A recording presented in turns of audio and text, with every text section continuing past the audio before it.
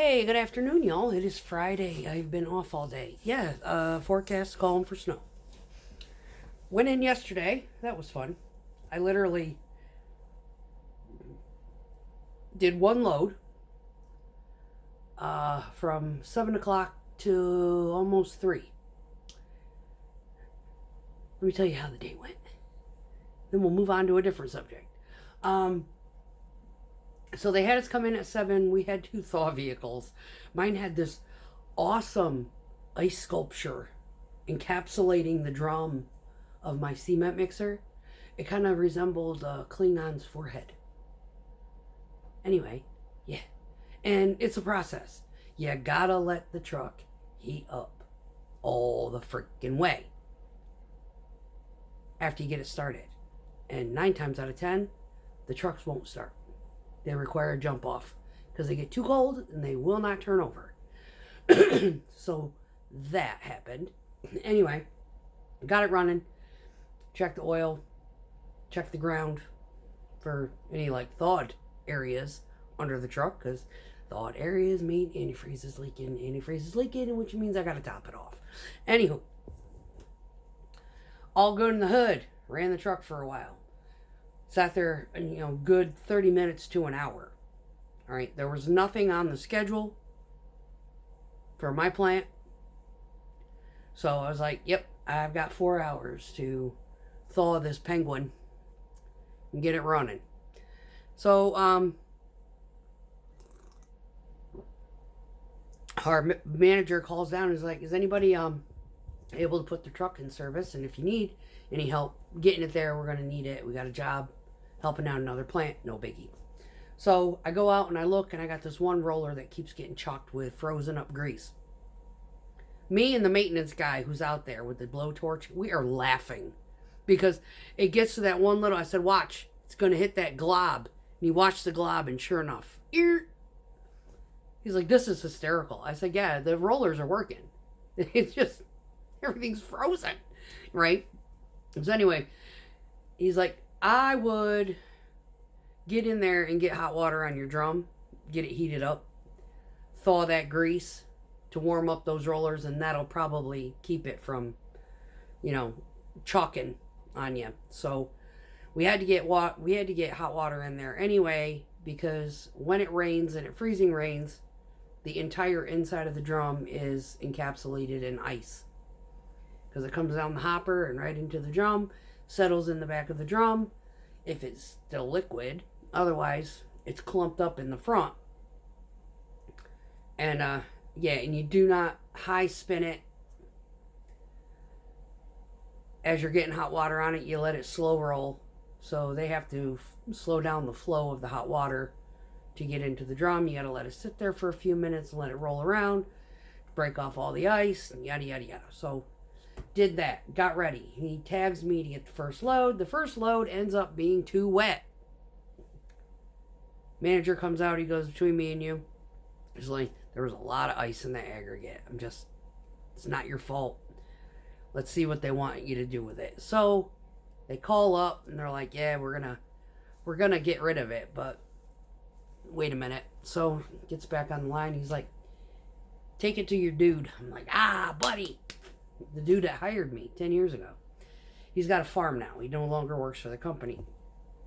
He always takes our expended concrete. Like, we get these big contracts and they over order 10, 20, 30, 40 yards sometimes. Yeah, all of us are out there pouring stuff for this dude. He's awesome.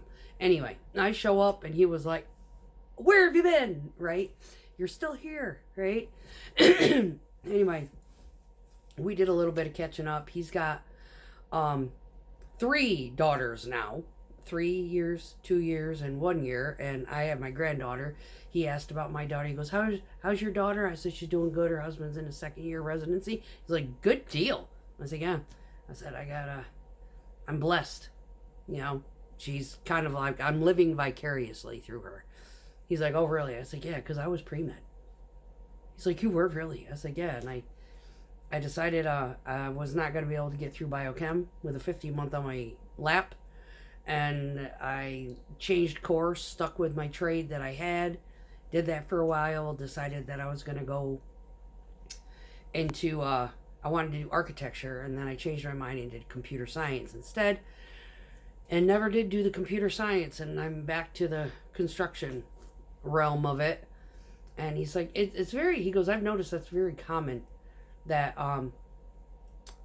medical or dental even have very construction engineering minds. And I was like, yeah, it's kind of a commonality. Anyway, bullshit with him for like maybe 5 minutes, and got out of there and headed back. Well, my dispatch, when I was on my way with the old load original assignment that got voided, and I brought that load because it was too wet out to this dude, he had marked my truck to return to the plant that got broke down in the middle of this 350-yard pour we were starting to help them with. That's where mine was supposed to go, to that job, and then route back to that other plant. He lost me. He totally forgot about me. They finished up the job. I got back to my plant where he had sent me a text message, said, head back to the plant. Hustle back. So I did. And then I sat there for 2 hours. And everybody that was there got loaded and left. And then one more truck from another plant pulls in. And her and I sat there for another 40 minutes. I fell asleep, waiting for something to happen because I knew we got this big pour going on. I went upstairs. He had said, yo, so-and-so, go ahead and wash out. And I didn't understand it. The truck numbers were similar, right? So I go upstairs and I was like, am I washing? Or was that other guy washing?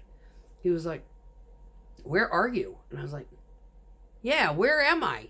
He opens up the whole thing. He's got me up at that other plant. He's like, it didn't even show you being here. I was like, that's them.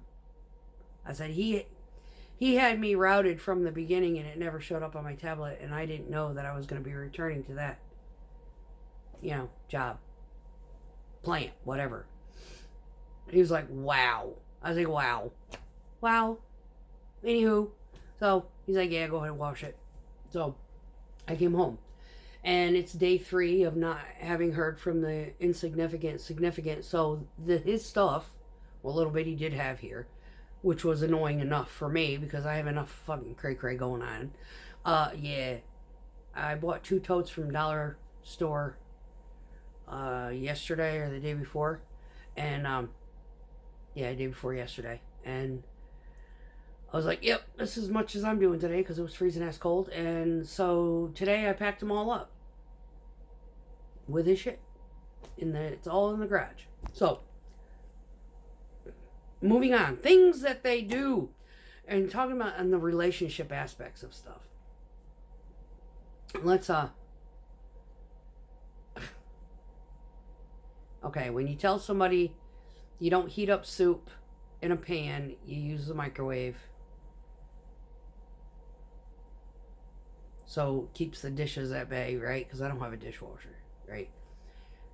And they go and use a pan to heat up soup anyway, pisses you off. Anyway, there's that. When I'm working on the house and I tell him watch out for that, and he ignores my warning and my heed, and he drops the thing on a very vital aspect of the bathroom, and I have to take the whole entire wall apart and check for leaks. Yeah, that was strike 1. Trying to heat up soup with a pan was strike 2. And then heating up soup with a pan, because I was like, what the? Because I wasn't watching him like a fucking mommy. That was strike 3. My aggravation just went through the roof. Anyway, varying other things that, I could remark about, like, using my laundry soap and not replenishing it. Even though he was there when I had the flu, he went out, he was out and about, whatever. I don't know where he was. I can't remember, but he's like, you want me to pick you up something? And I was like, yeah, a couple of cans of soup, like chicken noodle soup, and like vapor rub. So he did that. So that was nice of him. But that was his chance to see me naked because I had to take a really hot vapor rub bath to like relieve the congestion. And if he had been in there, I probably would have slipped and fell trying to get out of the tub. That kind of thing. So yeah, he got a chance to see me naked. Anyway. And I was lethargic and tired and just anyway. So anyway, I'm pretty certain, convinced, with all due respects, that in his own weird way of trying to manipulate me and me not being able to be manipulated, that he was using me as a means of establishing somewhere to live. Using, motorcycle as a interest in that regard. Kind of getting my good graces.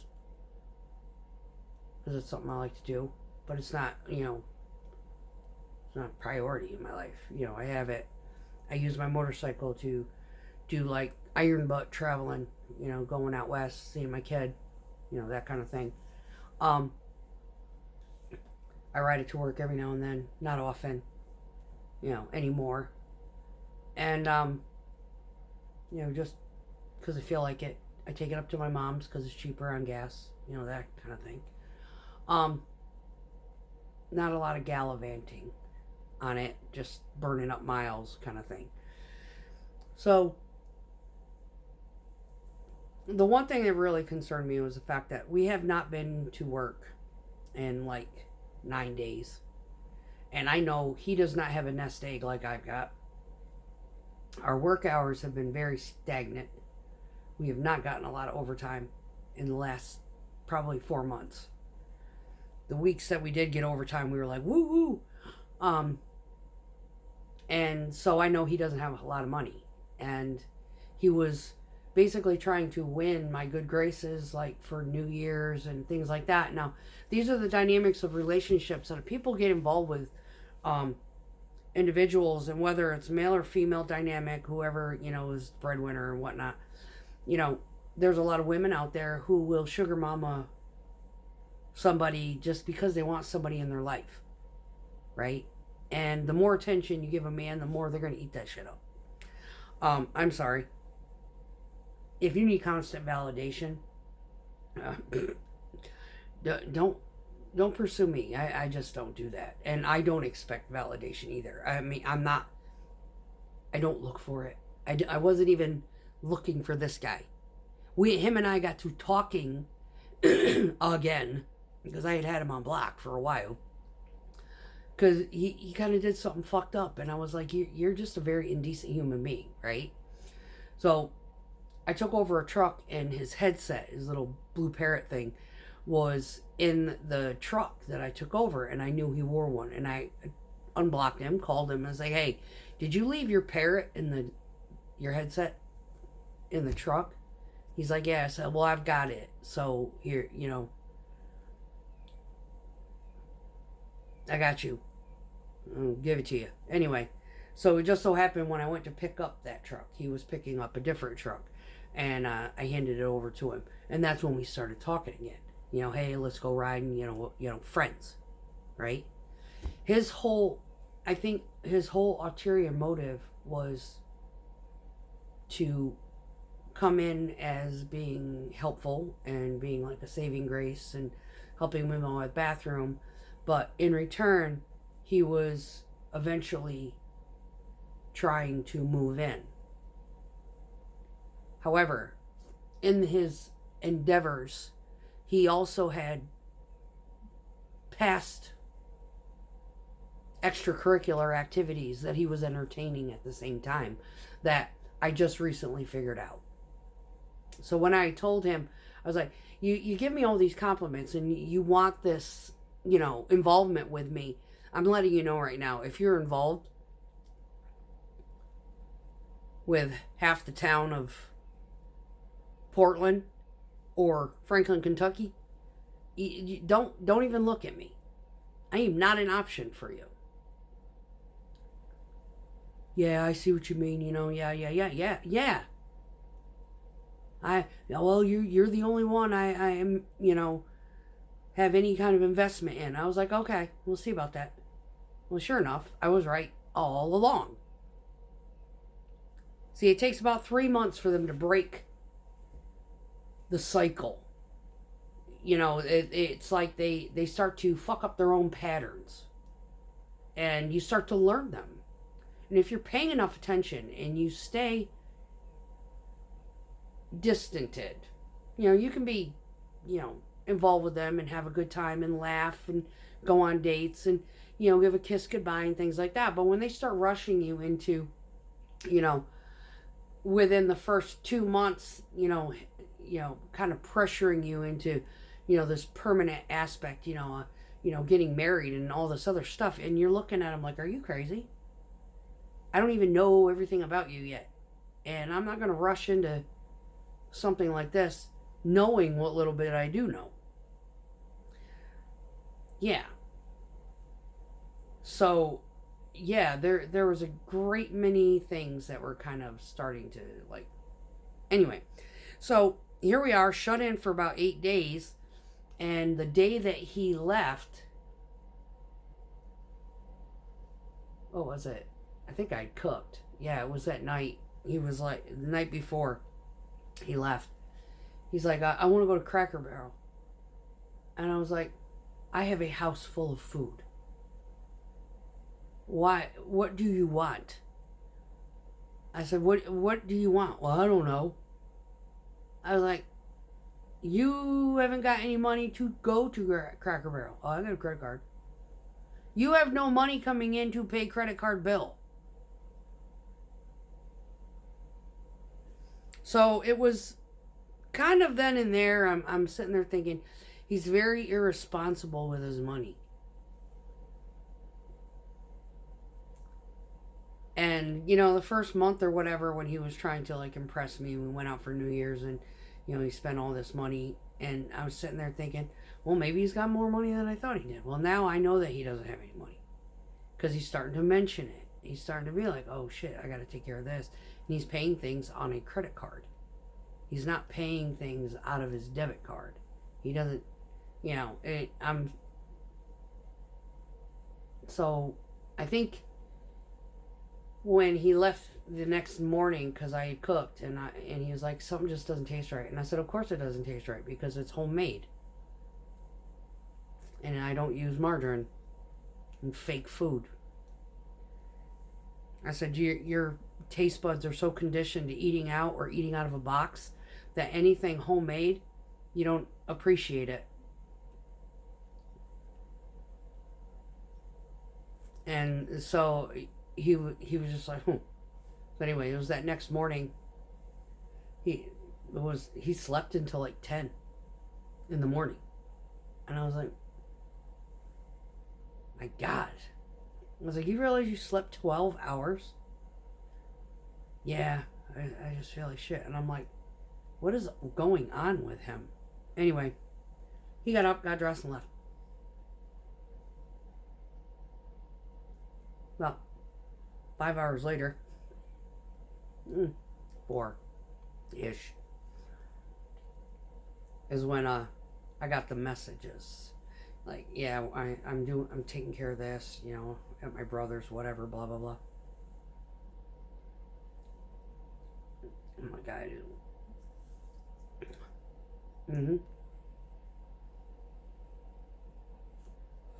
I don't know what the yard looks like to be able to say whether or not he's telling me the truth. His mother already threw him under the bus. The one night that he went home, he left here about 6 o'clock at night. He didn't have to be to work until 7 o'clock in the morning. I'm like, where are you going? He just, no, I'm going to check on Mom. I'm going to go home for the night. Okay. Yeah. And left stuff here. He had clothes. It wasn't like you needed to go home and get, like, clean socks and underwear or whatever.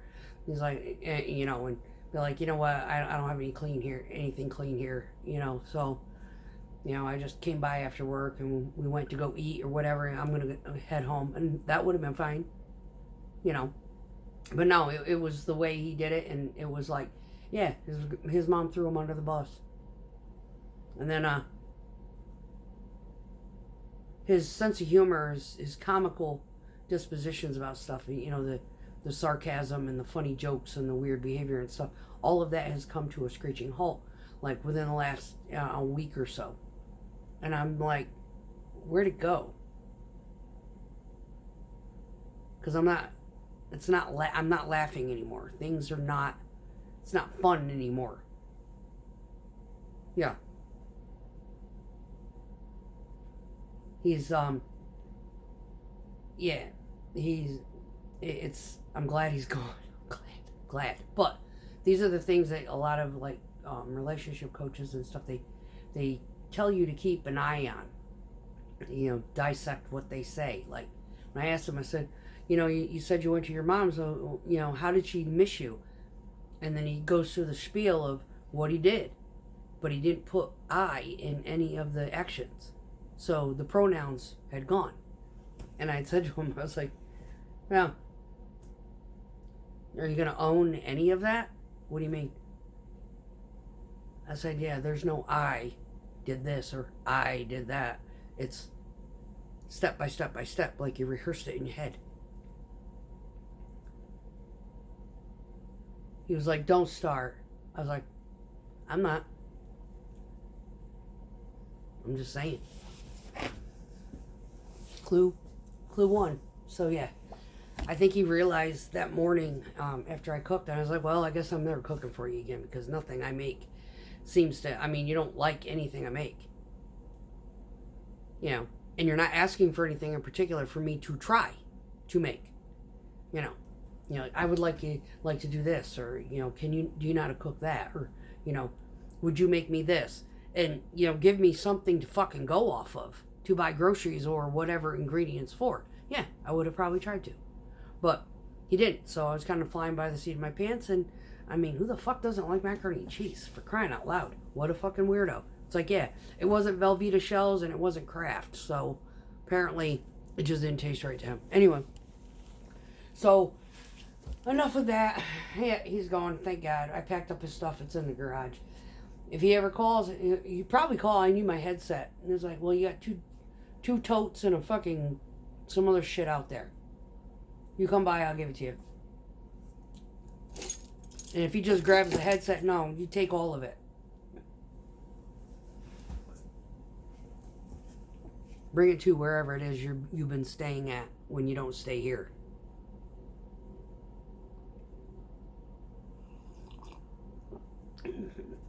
I don't need to keep track of someone else's shit. I have a hard enough time keeping track of my own.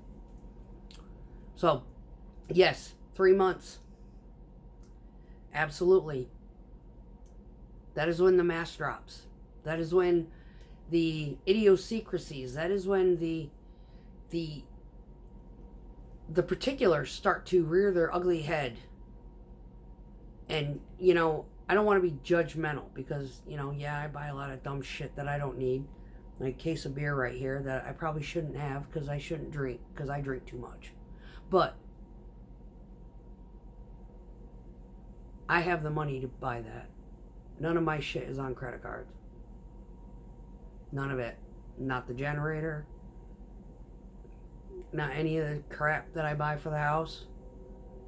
Lumber, tools, wood, whatever. No.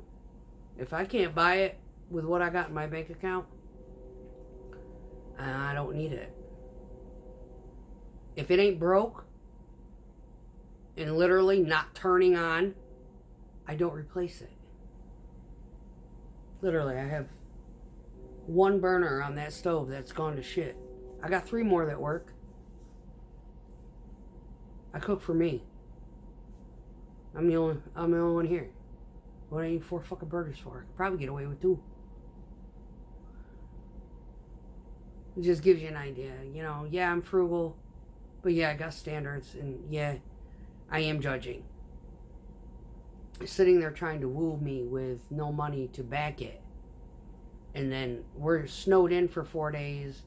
We haven't gone to work in 3 days before that, and you want to spend money going out to eat, which is very likely probably not even open. So you want to get in the car and go drive across town to see if something's open where it's still nasty and gross outside, putting yourself at risk because you want Cracker Barrel. I said, what are you going to get at Cracker Barrel? He's like, oh, hamburger steak, or I can make a hamburger steak here. French fries, well, I got potatoes. I could probably, put together French fries for you. No, it's just easier for them to do it. Okay, fine. Go. Go get your fucking Cracker Barrel. I'm not going. I'm not wasting money. I'm not going to get stuck with fitting the bill. I'm not going to put myself into that position, and I'm sure as hell not going to accommodate you putting yourself into that position when I know you ain't got the fucking money and you're just being an idiot in that respect. There's varying things. There's also, the mere fact that he's got high blood pressure, has to pass a DOT physical, doesn't have the money for the DOT physical, has to charge the DOT physical, and is not sure if he's even going to pass the DOT physical because of his high blood pressure.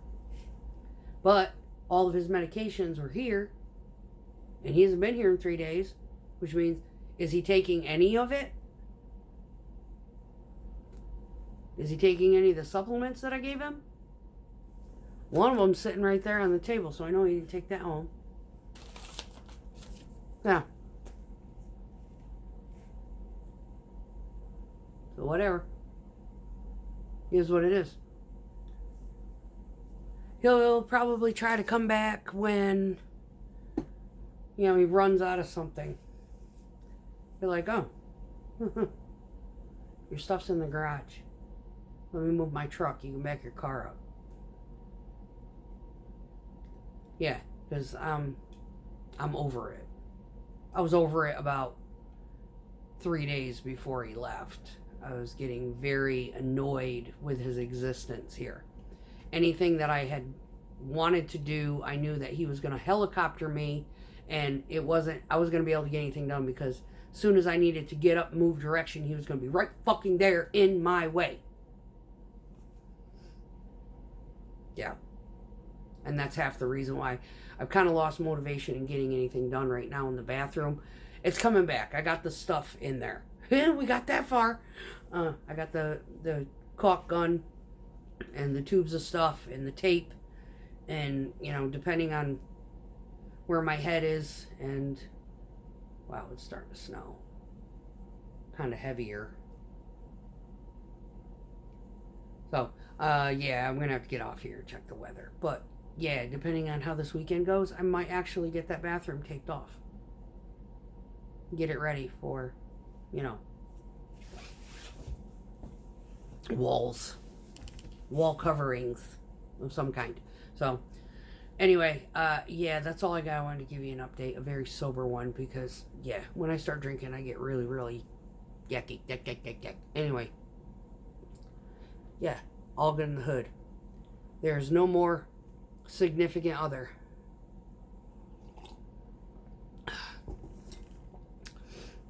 Yep. He volunteered to help me in order to try to get down my pants. That was his goal in life. That's pathetic. Peace.